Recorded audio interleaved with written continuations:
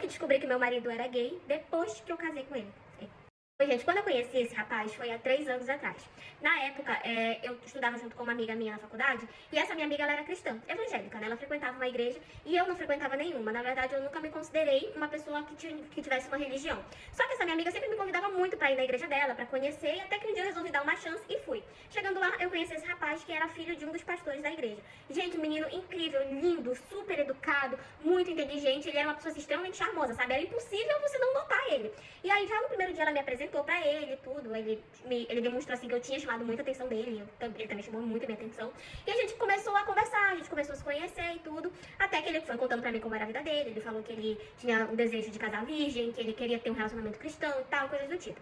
Como eu não era uma pessoa que tinha religião, que não acreditava muito nessas coisas, pensei, não vai dar em nada com ele porque a gente não tem os mesmos pensamentos, a gente não tem as mesmas ideias, as mesmas vontades, então isso não vai dar em nada. Só que assim, eu continuei mantendo amizade com ele. Mas manter esse negócio de amizade, eu fui conhecendo cada vez mais ele, a personalidade dele, o jeito dele. E eu comecei a gostar, comecei a desenvolver um sentimento por ele. E ele falava pra mim também que ele gostava muito de mim, que ele tinha um sentimento e tudo. Só que aí naquela altura, eu já estava muito apaixonada por ele. Então eu falei, o que que me custa tentar? O que que custa tentar ter um relacionamento do jeito que ele quer?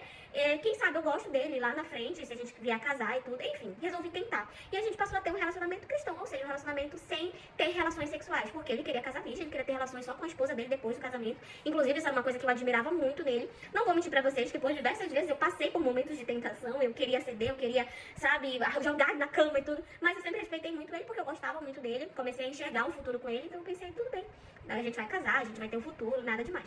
Quando a gente tava com 1 ano de relacionamento, ele me pediu em casamento. Eu achei, claro, tudo muito rápido, mas os cristãos, né, as pessoas que frequentam a igreja e tudo, eles têm esse costume de casar muito rápido. E como eu já, fazia faculdade, eu morava sozinha, tinha meu emprego, eu falei, por que não casar? Né, eu gosto dele pra caramba, nosso relacionamento é muito bom, o que que eu vou perder se eu casar? Aceitei. Gente, começamos a organizar o casamento, a família dele me aceitou muito bem, a família dele era maravilhosa, a mãe dele, o pai dele, todo mundo, a minha família gostava muito dele, e nós começamos a organizar o casamento. Gente, fizemos uma festa, um negócio lindo, sabe? Nos casamos. Quando chegou na noite de lua de mel, na noite de núpcias e tudo, a gente foi pra cama, tal, pra conversar. Só que ele não conseguia, sabe? Como é que eu posso falar pra vocês? Ele não conseguia ficar à vontade. E aí, claro, ele ficou super envergonhado, começou a me pedir desculpas e tudo. E eu falei pra ele que eu entendia, porque na minha cabeça eu pensei, ele tá nervoso. É a primeira vez, ele tá nervoso. Normal, eu tava nervosa. Já fazia muito tempo também que ninguém me tocava, né? E é a primeira vez que eu ia fazer com o meu marido, com um cara por quem eu era apaixonada. Então eu pensei, ele só tá nervoso. Beleza, a gente chegou na segunda noite, não conseguiu de novo. Terceira noite, não conseguiu. Quarta noite, gente, nós tentamos várias vezes. E ele não conseguia. O negócio dele lá simplesmente não funcionava. E aí eu comecei a estranhar, comecei a falar, cara, não é possível, tem alguma coisa. E aí eu chamava ele pra conversar, perguntava, e ele falava que não, que ele só tava muito nervoso, que ele não sabia o que tava acontecendo e tal. E aí eu falei pra ele, tem certeza? Acho que a gente podia, acho que era válido, né? A gente ir no médico, ver se de repente não tem alguma coisa. Eu cheguei, gente, a pensar que ele era impotente mesmo. Falei, a gente podia ir no médico, ele, não tem nada demais, tem nada demais, tem nada demais. E aí a gente continuou tentando, gente. Só que todas as noites que a gente tentava, nunca funcionava. E aquilo começou a me irritar. Porque assim, eu, falava pra ele, cara, se não tá acontecendo nada, se tu acha que não tá acontecendo nada, vamos no médico, só pra ter certeza. Porque eu comecei a realmente pensar que ele tivesse algum problema de saúde mesmo, sabe? Eu nunca pensei que era por outros motivos. E aí a gente começou a brigar muito por isso. Gente, passou 1 mês da gente casado e a gente não tinha feito nada porque ele não conseguia.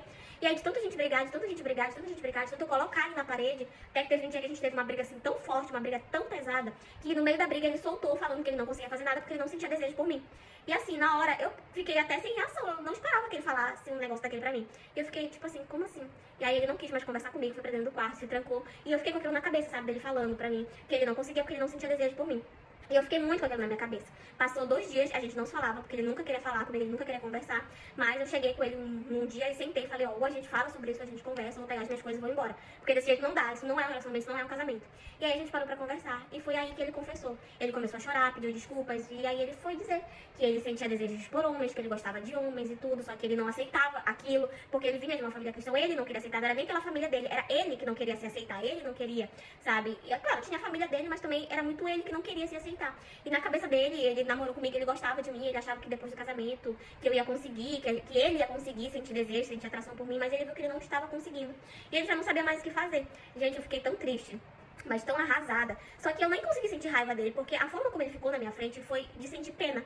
Ele tava totalmente destruído. Vocês precisavam ver, ele tava chorando muito, ele tava desesperado, ele tava arrasado, ele tava destruído.